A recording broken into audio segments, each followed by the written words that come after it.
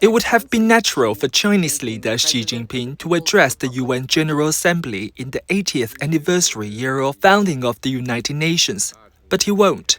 Instead, Premier Li Qiang is speaking at the week's annual meeting in the latest example of Xi cutting back on overseas trips and delegating tasks to loyal lieutenants, thrusting Li into a more prominent role.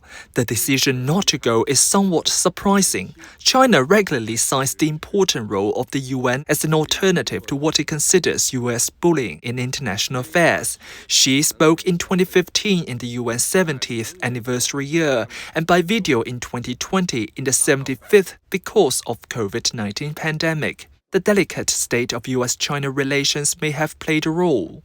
Both sides want Xi to meet US President Donald Trump, but this week could have been too early. Trump said last week they would meet at the Asia-Pacific Economic Cooperation Summit in South Korea at the end of October, though China hasn't confirmed.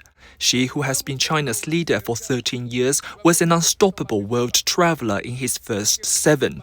He rode to Buckingham Palace in a horse-drawn carriage in 2015 and met President Donald Trump in the US leader's Mar-a-Lago resort in 2017. Expectations were low when Li was named the country's premier, the number 2 leadership position in 2023. He had been the top official in Shanghai during a 2-month COVID-19 lockdown that paralyzed the city and sparked protests.